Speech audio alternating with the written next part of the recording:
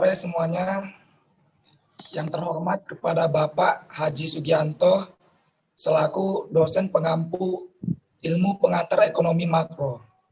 Di sini kami dari kelompok 14 ingin mempresentasikan hasil presentasi kami yang berjudul Pertumbuhan dan Pembangunan Ekonomi. Saya Obed Edom Butar-Butar dengan NIM 2010 1120 1724. Dan rekan saya Putri Amelia Oktaviani dengan NIM 2010112000647. Dan anggota saya yang lain. Saya Rahmanda Zakia dengan NIM 201011200527. Baik, yang pertama kita akan membahas yaitu definisi pertumbuhan dan pembangunan ekonomi. Apa itu definisi pertumbuhan dan pembangunan ekonomi? Menurut Sudono Sukirino, pertumbuhan ekonomi atau economic growth adalah perkembangan kegiatan dalam perekonomian yang menyebabkan barang dan jasa yang diproduksi dalam masyarakat bertambah dan kemakmuran masyarakat meningkat.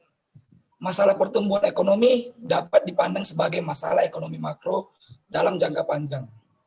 Perkembangan kemampuan memproduksi barang dan jasa sebagai akibat pertimbangan faktor-faktor produksi pada umumnya tidak selalu dikutip oleh pertumbuhan produksi barang dan jasa yang sama besarnya. Pertambahan potensi pemproduksi seringkali lebih besar daripada pertambahan produksi yang sebenarnya. Pertumbuhan ekonomi diartikan sebagai kenaikan GDP real per kapita, di mana definisi dari GDP atau Gross Domestic Product adalah nilai dari barang dan jasa akhir yang dihasilkan oleh beberapa unit produksi di wilayah suatu tertentu dalam waktu satuan panjang. Kenaikan terhadap GDP dapat dihasilkan melalui faktor-faktor di bawah ini. Yang pertama yaitu kenaikan penawaran tenaga kerja, yaitu adanya peningkatan penawaran kerja menghasilkan keluaran yang lebih banyak. Yang kedua yaitu kenaikan fisik atau sumber daya manusia, yaitu kenaikan stok modal dapat menjadi faktor kenaikan keluaran, meski tidak disertai oleh kenaikan angkatan kerja. Salah satu sumber lain dari pertumbuhan ekonomi adalah investasi dan modal dari sumber daya manusia. Dan yang ketiga yaitu kenaikan produktivitas. Menurut Cass dan Fair, produktivitas dalam hal ini dipengaruhi oleh pertumbuhan dan teknologi. Kemajuan iptek sehingga dapat produksi banyaknya keluaran. Selanjutnya menurut Profesor Dr. Sumirto Becusikusomo, pembangunan ekonomi adalah usaha memperbesar pendapatan per kapita dan menaikkan produktivitas per kapita, yaitu dengan cara menambahkan modal dan keahlian. Pembangunan ekonomi dalam hal ini juga mengandung tentang perubahan struktural, karena bertujuan untuk memperluas dasar ekonomi dan lapangan kehidupan. Dari pengertian tersebut, terdapat 4 unsur penting pembangunan ekonomi. Yang pertama yaitu pembangunan ekonomi adalah suatu proses yang kesinambungan. Yang kedua, pembangunan ekonomi mengakibatkan adanya perubahan sosial. Dan yang ketiga yaitu pembangunan ekonomi adalah salah satu upaya untuk meningkatkan GNP per kapita. Yang terakhir yaitu yang keempat adalah pembangunan ekonomi berlangsung dalam waktu jangka yang panjang. Selanjutnya yaitu teori mengenai pertumbuhan dan pembangunan ekonomi. Berikut adalah teori dari beberapa ahli yang merupakan terkait dengan pembangunan ekonomi. Menurut tokoh Friedrich Nietzsche dijelaskan bahwa pertumbuhan ekonomi yang dialami oleh suatu negara dengan didasarkan pada cara produksi atau teknisi produksi dan pekerjaan masyarakat. Ada 4 tahapan pembagian tentang pertumbuhan ekonomi. Sehingga teorinya disebut sebagai Stephen Theorem, yaitu berarti teori tangga atau antara lainnya. Yang pertama yaitu masa beternak dan bertani. Dalam manusia ini, manusia mulai berkondisi dan timbullah perkampungan atau desa-desa. Manusia bekerja sebagai peternak dan bertani untuk memenuhi kehidupan mereka. Yang kedua yaitu masa bertani dan kerajinan, di mana dalam masa ini kemampuan manusia terhadap pertanian telah berkembang dan manusia melakukan inovasi terhadap kerajinan yang berhubungan dengan pertanian. Yang ketiga yaitu masa kerajinan dan industri dan perniagaan, yaitu dalam masa ini setelah mengenal kerajinan manusia telah melakukan kegiatan industri dengan cara pendirian pabrik-pabrik dan terjalannya perniagaan dan perdagangan. Sehingga pada masalah ini telah dijumpai kota-kota sebagai pusat industri dan perniagaan. Selain itu, perdagangan dalam masa itu telah bersifat internasional dengan didukung oleh peralatan transportasi. Selanjutnya akan dibacakan oleh teman saya. Menurut tokoh Bruno Hildebrand, sebagai kritiknya terhadap IS, ia mengemukakan bahwa perkembangan ekonomi tidak didasarkan pada cara produksi atau cara konsumsi, tetapi pada cara distribusi yang digunakan. Hasil dari pernyataan tersebut adalah 3 sistem distribusi antara lain perekonomian barter, perekonomian uang, perekonomian kredit. Berikut adalah teori pertumbuhan ekonomi, yaitu teori yang melihat hubungan antara pertumbuhan ekonomi dengan faktor-faktor penentu ekonomi yang telah dibahas sebelumnya. Perbedaan antara teori yang satu dengan yang lain terletak pada fokus pembahasan yang berbeda. Teori jumlah penduduk optimal, teori ini telah lama dikembangkan oleh kaum klasik. Teori ini menganggap bahwa berlakunya hukum hasil lebih yang terus menurun menyebabkan ketidaksertaan semua penduduk dalam proses produksi jika dipaksakan akan menurunkan tingkat output perekonomian. Teori pertumbuhan neoklasik. Teori ini merupakan penyempurnaan teori-teori klasik sebelumnya. Fokus pembahasan teori pertumbuhan neoklasik adalah akumulasi stok barang modal serta keterkaitannya dengan keputusan masyarakat. Teori Schumpeter. Schumpeter berpendapat bahwa pertumbuhan ekonomi ditentukan oleh kewirausahaan. Karena para wirausahawan berkompeten dan memiliki kemampuan dan keberanian dalam aplikasi inovasi baru dalam dunia usaha. Teori Harold Domar. Teori ini berpendapat bahwa investasi penting terhadap pertumbuhan ekonomi. Sebab investasi akan menyebabkan peningkatan stok barang modal yang berpotensi menghasilkan kenaikan output. Perbedaan pertumbuhan dan pembangunan ekonomi. Di bawah ini adalah tabel yang menunjukkan perbedaan pertumbuhan dan pembangunan ekonomi secara mendasar. Pertumbuhan ekonomi tidak memperhatikan pemerataan pendapat, sedangkan pembangunan ekonomi memperhatikan pemerataan pendapat termasuk pemerataan pembangunan dan hasilnya. Pertumbuhan ekonomi belum tentu meningkatkan taraf hidup masyarakat, sedangkan pembangunan ekonomi meningkatkan taraf hidup masyarakat. Pertumbuhan ekonomi belum tentu disertai dengan pembangunan ekonomi, sedangkan pembangunan ekonomi selalu bersamaan dengan pertumbuhan ekonomi. Pertumbuhan ekonomi, setiap input dapat menghasilkan output yang lebih banyak, sedangkan pembangunan ekonomi, setiap input selain menghasilkan output yang banyak, disertai dengan perubahan-perubahan kelembagaan dan pengetahuan teknik. Selanjutnya akan dilanjutkan oleh rekan saya.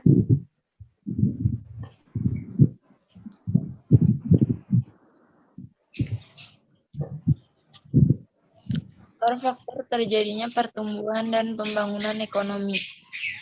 1. Faktor ekonomi meliputi sumber daya alam, sumber daya manusia, modal kewirausahaan, dan teknologi. Faktor produksi. Sumber daya manusia menjadi faktor yang sangat penting terhadap tinggi rendahnya pertumbuhan ekonomi dan pembangunan ekonomi. Peran sumber daya manusia sangat penting dalam suatu proses produksi karena sumber daya manusia merangkup sebagai tenaga kerja sekaligus sebagai pengusaha yang mengkombinasikan beberapa faktor produksi dalam kegiatan menghasilkan barang dan jasa.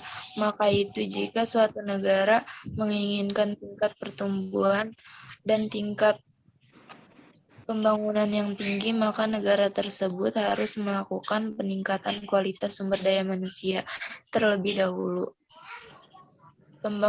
Pembangunan yang tinggi, peningkatan kualitas sumber daya manusia dapat dilakukan dengan pembangunan kualitas ilmu pengetahuan, kualitas teknologi, pelatihan, keterampilan, dan pembinaan sikap serta pola pikir yang positif.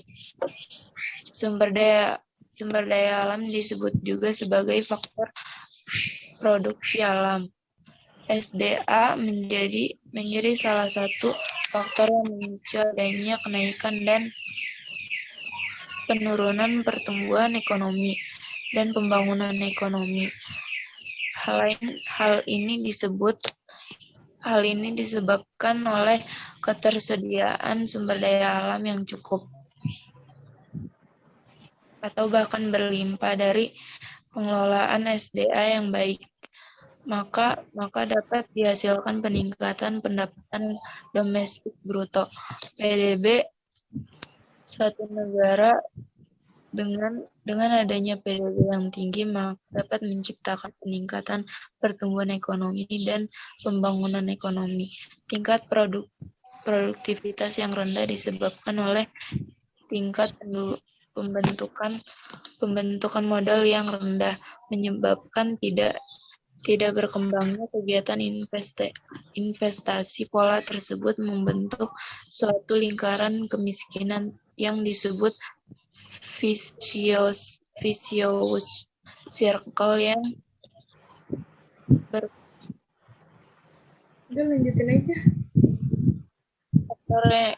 Faktor non-ekonomi seperti stabilitas ekonomi dan keamanan negara, pelayanan birokrasi yang memihak masyarakat, etos kerja dan kondisi masyarakat. Faktor ilmu pengetahuan dan teknologi (IPTEK), percepatan dan proses pembangunan disebut oleh besarnya perkembangan IPTEK, pergantian pola pikir yang semua menggunakan tangan manusia telah digunakan oleh kecanggihan mesin-mesin yang dilakukan sehingga berakibat kepada percepatan laju pertumbuhan perekonomian.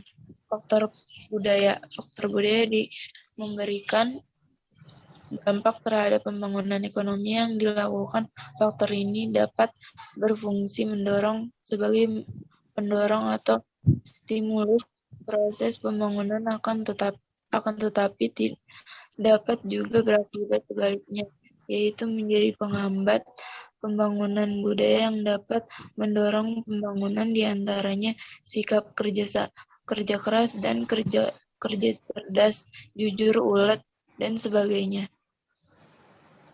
Budaya yang dapat menghambat proses pembangunan diantaranya sikap anarkis, egois, boros, praktik KKN, dan sebagainya. Kondisi politik salah satu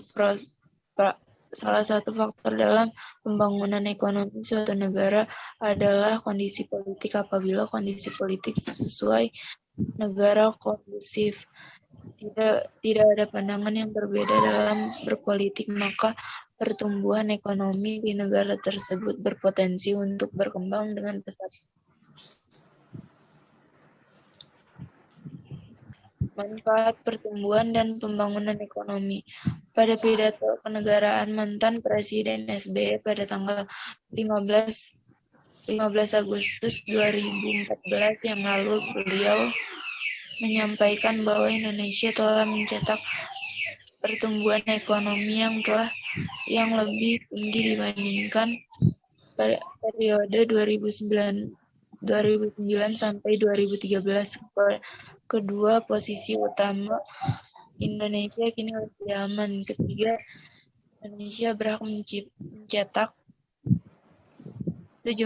sejumlah prestasi ekonomi, antara lain anggaran pembangunan yang mencapai 1.841,5 triliun, yaitu jumlah tertinggi dalam sejarah Indonesia. Keempat, adanya peningkatan pendapatan per kapita rakyat hampir 3,5 kali lipat dari 10,5 juta tahun 2004 menjadi 36,6 juta tahun 2013. Keadaan tersebut menunjukkan adanya peningkatan kekayaan negara dan masyarakat serta adanya sebuah manfaat dari pengelola sistem ekonomi yang baik, sehingga menjadi suatu indikator keberhasilan pertumbuhan dan pembangunan ekonomi. Sekian. Baiklah, demikianlah hasil presentasi kami. Kurang lebih kami mohon maaf. Karena ini masih dalam proses pembelajaran, saya ucapkan terima kasih. Selamat sore. Dah. Aduh. Aku ke X terus deh.